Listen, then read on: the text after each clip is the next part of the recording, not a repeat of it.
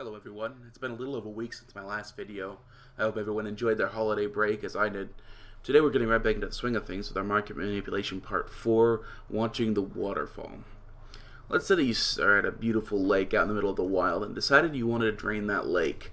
You can start emptying it one bucketful at a time. You probably won't get much of anywhere if that lake has a source such as a waterfall feeding into it. You see, the waterfall is supplying more water to the lake faster than you could ever drain it. Even getting a dozen people to furiously siphon water from the lake, the water level will stay more or less consistent. However, if you stop the waterfall from flowing, the lake will dry up naturally without almost any effort on your part. In market manipulation, we aren't going to watch just a single item. Profits also lie in the items downstream. By manipulating one single item, multiple items downstream or at the end of this waterfall are affected. Let's look at our favorite example, omnom berries. This is an omnom berry. It has wonderful properties. In fact, you can craft it into a bowl of tropical fruit salad, a loaf of omnom berry bread, chocolate omnom berry cake, omnom berry cookies, omnom berry compote, even unidentified blue dye, and multicolored ooze tonic. Then, of course, there are 3 more items you can turn them into, which are even more valuable.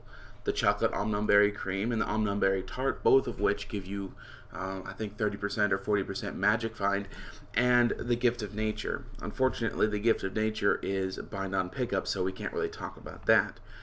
The omnom berry, while it itself can give you a lot of profits, when you are manipulating it, you need to watch all the rest of the items that are downstream from it to see how their prices are affected as well. Now, omnom berries are not the only market that is able to be manipulated. I know we've talked about them a lot. Let's take ancient wood logs for an example. They are crafted into the ancient wood plank, and from there into a lot of different items. The ancient staff, which is then used as an ingredient in 2 exotic quality items, the pearl quarter staff and the destroyer staff, with, of course, all their prefixes from the items you use to make them. You can also turn into the ancient scepter, which again has the pearl rod and the destroyer scepter, as well as all the other items made by the same crafting profession. And then you could also turn the ancient wood log into an orichalcum plated dowel, which then allows you to make all sorts of other exotics with these prefixes. The ancient wood log, if you were to manipulate it, would cause huge effects downstream for all of these items as well. Now, we know that these items don't exist in a vacuum. Okay, you can't just play with ancient wood logs without affecting everything else downstream, or with omnom berries without affecting its other items downstream. The question is, how does this help us? We're going back to the process of looking at supply versus demand. We want to restrict the supply of an item to cause the price to go up because of that natural balance between supply and demand pushing that price. Once again, we're going to look at omnom berries. Currently, the price of omnom berries is 3.17 silver, and at that price, we have a supply of about 6,886 on the market.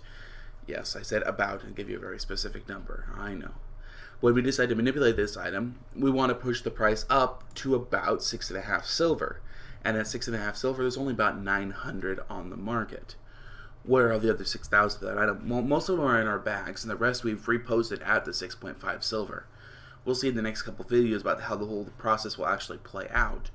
But in the end, we'll be left, after we've pushed the price up, we've sold a whole bunch, and we've allowed the price to settle back down gradually, we'll be left with a good quantity of omnom berries.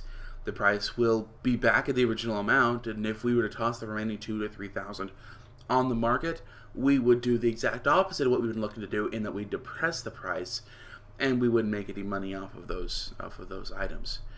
That's where downstream items come into play. If today, on day 1, we restrict the number of items on the market, a number of omnom berries on the market, the price will raise. It will go high because the supply is low. But if we look at the omnom berry items that are made from it, the omnom berry tarts, I apologize, the price will remain unchanged because we haven't actually affected the supply of the omnom berry tarts. But tomorrow, as the price of omnom berries comes down, that high price will filter through the market, and the supply, because yesterday they weren't able to buy any omnom berries, tomorrow, or today, they won't have any omnom berries to turn into omnom berry tarts. So that price will go high, and I accidentally wrote price equals price, but it's supposed to be price is high on the Om Berry tarts while the supply is low. So that's where the rest of our profits lie. That's where we dump our remaining 2,000 to 3,000 Om berries. While the primary market of Om berries allows us to break even, we're left with thousands of items that will take forever to sell off without losing gold. The secondary market, the Om berry tarts and everything else we showed you earlier, will be affected by our manipulation, but later. This will allow us to sell off those items at a premium. We have one more video to go before we get to the actual process of manipulation. I hope everyone had a great break and enjoyed their time with their families. Have a happy new year, everyone, and I will see you next time.